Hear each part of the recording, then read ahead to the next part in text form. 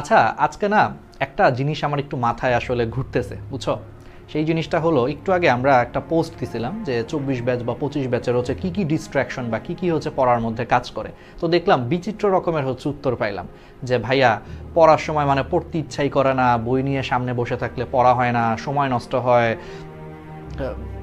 5 minute বসে থাকলেই দেখা যায় যে ফোন হাতের মধ্যে অটোমেটিক চলে আসে, বারবার রিলস দেখতে ইচ্ছা করে, জরিনা সকিনার কথা মনে পড়ে বা পাশের বাসার ছেলের কথা মনে পড়ে, মানে বিভিন্ন কারণে পড়া হয় না। বন্ধুদের মেসেজ চেক করি, হোয়াটসঅ্যাপ চেক করি, তারপরে হচ্ছে মানে আমার কিছু ফ্যামিলির ছেলেদের সাথে আমার পরিচয় আছে, ওরা অনেক বড় লোক, আমার বাবা আমাকে একটা ভালো গাড়ি অ্যাফোর্ড করতে পারতেছে না, একটা ভালো জায়গায় অ্যাফোর্ড করতে পারে না, মানে বিভিন্ন রকমের হচ্ছে আসলে চিন্তা ভাবনা, এগুলো আমি আজকে দেখলাম কমেন্টে। তোমাদেরকে না একটা এখান থেকে মনে হয়েছে যে আজকে একটা চমৎকার ম্যাজিকের কথা বলবো। সেই ম্যাজিকটার নাম কি জানো? Consistency. Consistency is a magic. আচ্ছা, ব্যাপারটা কীরকম? ধরো তুমি একটা গরিব ঘরের সন্তান, গরিব ঘরের ছেলে মেয়ে বা মধ্যবিত্ত ঘরের ছেলে মেয়ে।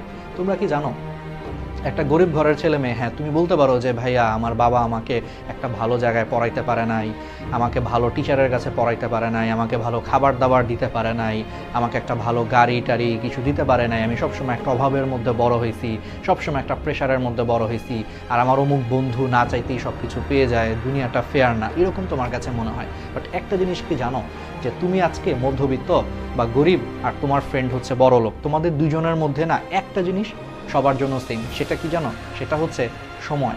তোমার কাছেও এখন যেই পরিমাণে সময় আছে, তোমার বন্ধুর কাছেও কিন্তু ঠিক সেই পরিমাণেই সময় আছে। তোমার যে কোনো বড়লোক বন্ধু দিনে 24 ঘন্টা সময় পায়, তুমি মধ্যবিত্ত ঘরের সন্তান বা গরিব ঘরের সন্তান, তুমিও কিন্তু ঠিক সেই 24 ঘন্টায় সময় পাও। কিন্তু এই সময়টাকেই যারা অনেক ভালো কাজে লাগাবে, তারাই কিন্তু একটা সময় অনেক বেশি এগিয়ে যাবে দুনিয়াতে। আর এই সময়কে ভালো কাজে লাগানোর সবচেয়ে বড় ম্যাজিক বা সবচেয়ে বড় জিনিসটা হচ্ছে এই কনসিস্টেন্সি। দুনিয়াতে না, বুঝছো, সব কিছু টাকা দিয়ে কিনা গেলেও একটা জিনিস কখনো টাকা দিয়ে কিনা যায় না, সেই জিনিসটা হচ্ছে সময়। ভালোবাসাকেও কিন্তু টাকা দিয়ে কিনে ফেলা যায়। আজকে তোমার সকিনাকে অনেক পছন্দ, কালকে দেখবে একটা বড় লোক ছেলে এসে ঠিকই সকিনাকে হচ্ছে বিভিন্ন টাকার প্রলোভন দেখায়, বিভিন্ন দামি দামি গিফট দিয়ে নিয়ে যাবে তোমার কাছ থেকে, তুমি শুধু চেয়ে চেয়ে দেখবা। বা আজকে তোমার এবং ধরো তোমার আর একটা বড় ভাই আছে, কথার কথা, তোমার বড় ভাই ধরো অনেক সফল, অনেক সাকসেসফুল, তোমার বাবা মাকে অনেক বেশি গিফট দেওয়া, তোমার বাবা মার জন্য অনেক কিছু করা, অনেক কিছু করবে সে। দেখা যাবে তোমার থেকে তোমার বাবা মা তোমার সেই বড় ভাইকে বেশি পছন্দ করবে, কারণ ওই যে অনেক কিছু গিফট দেয়, পরিবারের ভরণ পোষণ করতেছে, পুরো পরিবারের দায়িত্ব মাথায় নিয়ে বেড়াচ্ছে, দেখবা তোমার থেকে তোমার বাবা মা কিন্তু একটু হইলেও তোমার বড় ভাইকে একটু বেশি পছন্দ করবে। তার মানে ভালোবাসাটাও কিন্তু আজকাল টাকার কাছে হচ্ছে বিকিয়ে গেছে। কিন্তু এই সময় জিনিসটা কেউ তোমার কাছ থেকে কিনে নিতে পারবে না। এই সময়টা তোমার জন্যও যা, একটা বড় লোকের ছেলেমেয়ের জন্যও কিন্তু সেই। তো ওই সময়টাকে কাজে লাগাও। বিশ্বাস করো, এই যে তুমি আজকে রিলস দেখতেছো, তুমি আজকে মনে করো রিলস দেখতেছো, সময় নষ্ট করতেছো, ফোনে আড্ডা দিচ্ছ, পড়ায় মনোযোগ নাই, পড়তে বসলেই খালি দুনিয়ার চিন্তা আসতেছে, এই জিনিসটা না, মানে এখন তো এটা করতেছো, 5 বছর পর তুমি নিজে এই দিনের জন্য আফসোস করবে, নিজের ভিতর থেকে একটা আফসোস আসবে। আমরা অনেক সময় সিনিয়রদেরকে যখন জিজ্ঞেস করি যে ভাইয়া আমার কি করা উচিত, দেখবা তারা কিন্তু পড়াশোনার কথা বলে। অনেক সময় মনে হয় যে সিনিয়রদেরকে জিজ্ঞেস করলেই খালি পড়তে বলে পড়তে বলে পড়তে বলে, অথচ সেই সিনিয়র দেখবা যে তোমার কাছে মনে হতে পারে যে সেই সিনিয়র তো নিজেই পড়াশোনায় ডাব্বা মারছিল, সে আবার আমার খালি পড়াশোনার কথা বলে। কেন বলে? এর কারণটা কি জানো?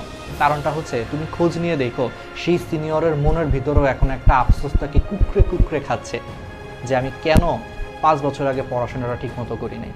যদি আজকে আমি 5 বছর আগে পড়াশোনা ঠিক মতো করতাম, তাহলে আজকে আমি এই জায়গায় থাকতাম না। এবং সে তোমাকে এই আফসোসের বেদনায় পড়তে দিতে চায় না, এই জন্যই সে তোমাকে ভালো পরামর্শ দিচ্ছে, পড়তে বলতেছে বারবার। এটা তুমিও একটা সময় তোমার জুনিয়রকে বলবা, বাট সেটা 5 বছর পরে যেয়ে বলবা। ততদিনে তুমি যদি সময়গুলোকে কাজে না লাগাও, কনসিস্টেন্ট যদি না থাকো, অনেক লেট হয়ে যাবে। তুমিও তোমার সিনিয়রের মতো একটা সময় আফসোসের আগুনে পুড়তে হবে। এই জন্য বাচ্চারা যারা আছো, পড়াশোনা করো, পরিশ্রম করো, চেষ্টা করো। জীবনে সব কিছু একদিকে, পড়াশোনা আরেক দিকে। জীবনে সব কিছু ঠিক মতো যাবে না, বাট তুমি এনশিওর করো তোমার পড়াশোনা যাতে ঠিক মতো যায়। তোমার পারিবারিক জীবন সমস্যা হইতে পারে, ব্যক্তিগত জীবন সমস্যা হইতে পারে, অর্থনৈতিকভাবে তুমি বিপর্যস্ত হইতে পারো, কিন্তু মেক শিওর করো যে তোমার পরিশ্রম, তোমার চেষ্টা এবং এফোর্টের যাতে কোনো ক্ষতি না হয়। তোমার পারিবারিক জীবনে যতই ঝড় আসুক, ব্যক্তিগত জীবনে যতই ঝড় আসুক, অর্থনৈতিকভাবে তুমি যতই বিপর্যস্ত হও না কেন, পড়াশোনা পড়াশোনা পড়াশোনা পরিশ্রম, সততা, এটা যাতে তোমার লাইফে সবসময় 100-তে 100 থাকে। এটা যদি করতে পারো, একটা সময় ব্যক্তিগত জীবন ঠিক হয়ে যাবে, পারিবারিক জীবন ঠিক হয়ে যাবে, অর্থনৈতিক জীবন সব কিছু ঠিক হয়ে যাবে যদি তোমার এইগুলা ঠিক থাকে। এবং এইগুলাকে ঠিক রাখার জন্য তোমার সবচেয়ে বেশি সময়কে কাজে লাগাইতে হবে। তুমি আজকে রিলস দেখতেছো, অনেক কিছু সময় নষ্ট করতেছো, তোমার মন তো এটাই চায়। আরে মন তো হচ্ছে কি, মন তো হচ্ছে ডোপামিন ক্ষরণ করাইতে চায় সবসময়। ডোপামিন তোমার ব্রেন থেকে যখন ক্ষরণ হয়, তোমার মনটার অনেক ভালো লাগে, তোমার মন চায় যে আরে তুই জৈব রসায়নের বিক্রিয়া করে তোর আজকে লাভটা কি। জৈব রসায়নের বিক্রিয়া করলে তোমার মনের কোনো আনন্দ হয় না, তোমার মন চায় একটু 5 মিনিট রিলস দেখো, একটু জরিনার ছবি দেখো, একটু সখিনার সাথে কথা বলো, তোমার মন এটা চায়। এটা করলে কি হবে, তোমার ব্রেন থেকে ডোপামিন ক্ষরণ হয়, যেটা তোমার মনের ভালো লাগে। এবং এই ভালো লাগার কাছে আমরা নিজেদেরকে সঁপে দিছি। মন চাচ্ছে একটু কথা বলো, মন চাচ্ছে একটু আড্ডা দাও, মন চাচ্ছে একটু রিলস দেখো, একটু শর্টস দেখো, ব্যাস আমরা সেই দিকেই ছুটে চলছি। এবং এই ছুটে চলাটা কিন্তু সারা জীবন, মন কিন্তু এটা প্রত্যেক দিনই চাবে। সে আজকে তোমার সময় নষ্ট করছে, আগামীকালও তোমার সময় নষ্ট করবে, পরের দিনও তোমার সময় নষ্ট করবে। সে সবসময় তোমাকে আসল দুনিয়া থেকে সরায় রেখে এই সমস্ত দুনিয়ার দিকেই তোমাকে ধাবিত করবে এবং তোমার ক্যারিয়ারটাকে একদম নষ্টের দিকে হচ্ছে নিয়ে যাবে। এই জন্য নিজের মনকে কন্ট্রোল করতে হবে, ডোপামিনের দাস হওয়া যাবে না, মনকে কন্ট্রোল করতে হবে এবং সময়কে কাজে লাগাইতে হবে। এখন এই কনসিস্টেন্সি আসবে কিভাবে, একটা ভালো প্রশ্ন। এই কনসিস্টেন্সি আসবে কিভাবে জানো? এই কনসিস্টেন্সি আসবে হচ্ছে প্র্যাকটিসের মাধ্যমে, উইল পাওয়ারের মাধ্যমে। দেখো, কোনো কিছু পৃথিবীতে না একদিন 2 দিনে হয় না। ধরো তুমি একটা কাজ করবা, বা মনে করো তুমি রিলস দেখবা, বা তুমি কারোর সাথে কথা বলতে চাচ্ছ, খুব ইচ্ছা করতেছে, দেখবা এটাও কিন্তু হঠাৎ করে কাজটা হয় না। মনে করো তুমি পড়তেছো, হঠাৎ করে তোমার মাথায় মনে হয়, বা একটা অনলাইন ক্লাস হচ্ছে মাত্রই শেষ হইলো, হঠাৎ করে তোমার মাথায় মনে হয় আচ্ছা আমি একটু রিলস দেখি। এটা মনে করার সাথে সাথেই কিন্তু তুমি রিলস দেখা শুরু করো তা কিন্তু না। তোমার মনের ভিতরে কিন্তু একটা 1 মিনিটের একটা দ্বিধাদ্বন্দ্বে ভুগে, মানে তোমার মন একটু ডিসিশন নিতে 1 মিনিট সময় লাগায়। মনের এক প্রান্ত থেকে বলে হ্যাঁ তুই অনেক পড়ছিস, একটা ক্লাস করে ফেলছিস অনলাইনে, রাহাত ভাইয়ের ক্লাস করছিস, একটু রিলস দেখ। কিন্তু দেখবা মনের আরেক প্রান্ত বলে যে না তুই ক্লাস করছিস ভাই, ক্লাসের পড়াটা একটু রিভিশন দে, রিলস দেখিস না, এখন রিলস দেখলে পরবর্তীতে তুই ভালো করতে পারবি না। তো দেখা যায় কি আমরা 1 মিনিটের দ্বিধাদ্বন্দ্বে ভুগে শেষে আমরা ওই যে ডোপামিনের দাস হয়ে যাই, অর্থাৎ আমরা রিলস দেখা শুরু করি বা কারোর সাথে কথা বলা শুরু করি বা আড্ডাবাজি শুরু করি। তাহলে এই যে 1 মিনিটের একটা দ্বিধাদ্বন্দ্বের একটা ফেজ থাকে, সেই ফেজে তোমার উইল পাওয়ার বাড়াইতে হবে, সেই ফেজে তোমার প্র্যাকটিস বাড়াইতে হবে যে না, মনের ভিতর থেকে গর্জে উঠে বলা লাগবে যে আজকে আমি রিলস দেখবো না, এটা মনের ভিতর থেকে বলবে। এবং সাথে সাথে ফোনটা তুমি জমা দিবা তোমার মায়ের কাছে, ফোনটা সাথে সাথে জমা দিবা তোমার বাবার কাছে, অর্থাৎ যে 1 মিনিট তুমি দ্বিধাদ্বন্দ্বে ভুগবা, সেই 1 মিনিটের মধ্যেই কাজটা করে ফেলতে হবে। মনের ভিতর থেকে গর্জে উঠে যাতে একটা কিছু যখনই বলবে যে আমি রিলস দেখবো না, এটা বলতে হবে এবং সাথে সাথে তোমার বাবা মার কাছে ফোনটা জমা দিয়ে আসতে হবে। অথবা তুমি তোমার ফেসবুক আইডিটা ডিঅ্যাক্টিভেট করে একটা ফেক আইডি খুলো, বা তুমি তোমার বাবা মার আইডি থেকে হচ্ছে ফেসবুকে এসে ক্লাসগুলো হচ্ছে করো। ইউটিউবে একটা নতুন চ্যানেল খুলো, যেই চ্যানেলে শুধু পড়াশোনার ভিডিওটাই তুমি হচ্ছে সাবস্ক্রাইব করে রাখছো, অন্য কোনো কিছু সাবস্ক্রাইব করে রাখো নাই, তাহলে ইউটিউবও তোমাকে খালি পড়াশোনার জিনিসপত্রই তোমাকে হচ্ছে নোটিফিকেশন দেখাবে। এইভাবে নিজেকে ওই যে 1 মিনিটের মধ্যে চেঞ্জ করতে হয়। এটাকে তোমার বলা হয় 1 মিনিট রুল। নিজের জীবনকে পরিবর্তন করার এই 1 মিনিট রুল তোমাকে মেনে চলতে হবে, যে যখনই তুমি দ্বিধাদ্বন্দ্বে থাকবা তখনই এই কঠিন ডিসিশনগুলো নিয়ে নিতে হবে। সাথে উইল পাওয়ার বজায় রাখতে হবে। অলওয়েজ একটা জিনিস মাথায় রাখবা যে ভাইয়া ঠিক আছে করলাম, 1 দিন করলাম, 2 দিন করলাম, দেখবা হাত অনেক নিষ্পিস করবে। তুমি আজকে তোমার মায়ের কাছে ফোন জমা দিয়ে দিছো, বা তুমি আজকে নতুন একটা ফেক অ্যাকাউন্ট খুলছো, বা তোমার বাবা মার আইডি ইউজ করতেছো, হাত অনেক নিষ্পিস করবে যে আর এই অ্যাকাউন্ট থেকে বের হয়ে আমি আবার আমার পুরাতন আসল অ্যাকাউন্টে চলে যাই, খুব ইচ্ছা করবে। বাট ওই যে এটা 1 দিন 2 দিনে হবে না। দুনিয়াতে কোনো ভালো কাজই 1 দিন 2 দিনে হয় না। ইংলিশে একটা কথা আছে, Rome was not built in a day.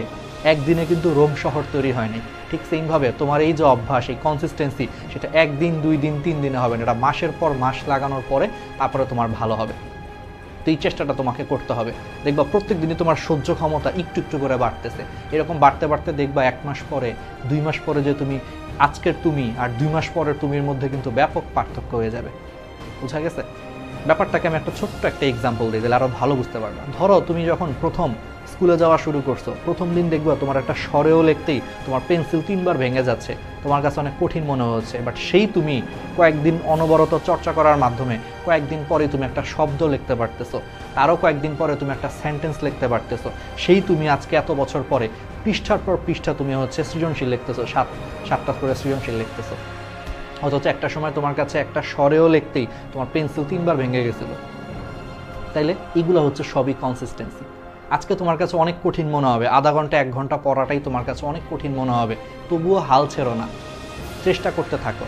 Never give up mentality grow করো। আজকে 1 ঘন্টা, কালকে 1 ঘন্টা, তারপরের দিন 1 ঘন্টা, এরকম 1 ঘন্টা করতে করতেই দেখবা 3টা মাস পরে সেই 1 ঘন্টা যে কোথা দিয়ে যে 10 ঘন্টা হয়ে গেছে। তুমি যে এখন কিছু পরিশ্রম করা ছাড়াই যে তুমি 10 ঘন্টা আরামসে তুমি বসে পড়তে পারতেছো, কোনো ধরনের ডিস্ট্রাকশন ছাড়াই তুমি পড়তে পারতেছো, এটা তুমি নিজেই অবাক হয়ে যাবা তখন। ঠিক যেমন এখন তুমি অবাক হও স্কুলের প্রথম দিন স্বরেও লিখতেই 3বার পেন্সিল ভেঙে গেছে, আর এখন আমি পৃষ্ঠার পর পৃষ্ঠা হচ্ছে সৃজনশীল লিখি। ঠিক সেমভাবে আজকের 1 ঘন্টা টানা করতে থাকো, 3 মাস পরে দেখবে সে 1 ঘন্টায় 10 ঘন্টার সমান হয়ে যাবে, তোমার অটোমেটিক তোমার পড়া হয়ে যাবে 10 ঘন্টা, এবং তুমি অন্যরকম একটা মানুষে হচ্ছে পরিণত হবা। জাস্ট এই কনসিস্টেন্সিটা ধরে রাখো, প্রত্যেক দিনই সংগ্রাম করো, প্রত্যেক দিনই উইল পাওয়ারকে কাজে লাগাও, প্রত্যেক দিনই এই যে 1 মিনিট রুলসটাকে ফলো করো। যখনই দ্বিধাদ্বন্দ্ব আসবে সাথে সাথে ভালো ডিসিশনটা নিয়ে নাও নিজের বিবেককে প্রশ্ন করে। That's it. তো ভিডিওটা ভালো লাগলে অবশ্যই হচ্ছে তোমরা শেয়ার করো বন্ধুদের সাথে, এবং নেক্সট আমরা কি কি ভিডিও বানাইতে পারি আমাদেরকে হচ্ছে বইলো। ঠিক আছে বাচ্চারা, কথাগুলো মনে রাখো, বাস্তব জীবনে হচ্ছে ইমপ্লিমেন্ট করো। আল্লাহ হাফেজ, আসসালামু আলাইকুম।